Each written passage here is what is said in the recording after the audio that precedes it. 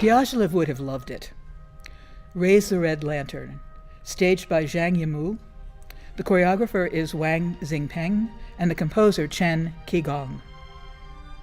The great impresario Sergei Diaghilev would have loved the National Ballet of China's Raise the Red Lantern. The work is one of the most visually stunning productions one can imagine. It is based on a film of the same name by Zhang Yimou that was based on a novella, Wives and Concubines, by Su Tong. The story is gripping and it is terrible. A young woman is sold by her mother in rural 1920s China to the local warlord to become his concubine.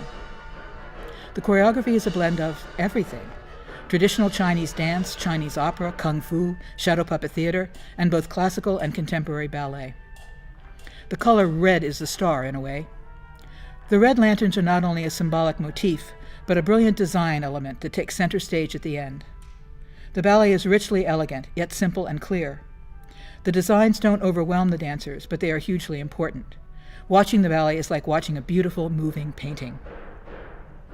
Raise the Red Lantern was performed at the Kennedy Center in 2005. I saw the work then, and here is some of what I wrote in my Washington Post review. Raise the Red Lantern is the tale of a young woman forced to be the new concubine of a rich man, the disruption this causes in his household, and, for this is a ballet after all, the tragedy of true love betrayed. The new girl has a lover from her past life, an artist from the Peking Opera. The first concubine, jealous of her new rival, discovers that they've been sneaking pas de deux in the courtyard and exposes them. It's the custom of the house for red lanterns to be lit in front of the apartment where the master, a powerful yet charming villain who takes all his wives to a mahjong party, intends to spend the night. Desperate for his attention, the first concubine lights, then smashes the lanterns. But rather than winning him back, her actions result in a death sentence. It's the ending that really gets you. While awaiting execution, the two lovers dance a final pas de deux as the first concubine watches. Realizing what she has done, she asks for their forgiveness.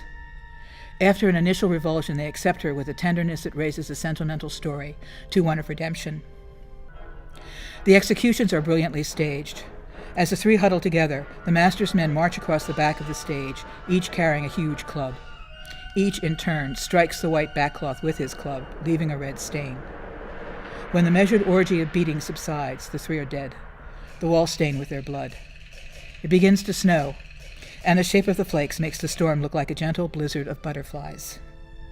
In Zhang's world, even in the face of cruelty and injustice, beauty will not be denied. Zhang Yimou is a filmmaker who has also worked in other fields. Most notably, perhaps, he directed the acclaimed opening and closing ceremonies of the Beijing Summer Olympic Games in 2008. His films have also received international attention. The film version of Raise the Red Lantern was nominated in the Best Foreign Language Film category at the 1992 Academy Awards. Zhang collaborators are also important artists. The music is by Chen Qigong, a major Chinese composer who has lived in France for many years. In addition to Raise the Red Lantern, he's written the music for 3 of Zhang Yimou's films, Under the Hawthorn Tree, Flowers of War, and Homecoming. The choreographer, Xinpeng Wang, was a solo dancer at the Peking Central Dance Company and the Peking Ballet Company.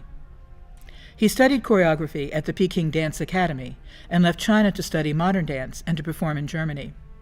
For the past 20 years, he's choreographed all over the world, not only in China, but for the Dresden Ballet, the Dutch National Ballet, and the Royal Ballet of Flanders, among others. Ballets that are a blend of many types of dance have been popular for some time now, but Raise the Red Lantern uses the different styles to make artistic as well as dramatic points. If a scene calls for traditional Chinese dance, it gets it. A fight scene looks like a choreographed fight scene from a film. Some of the dances, especially pas de deux that tell more about what the characters are feeling than advance the plot, are contemporary rather than classical, and the dancers are extraordinarily flexible and make everything they do look natural. But above all, the ballet is visually beautiful. The costumes and the sets, not forgetting the red lanterns glowing menacingly in the dark, stay with you.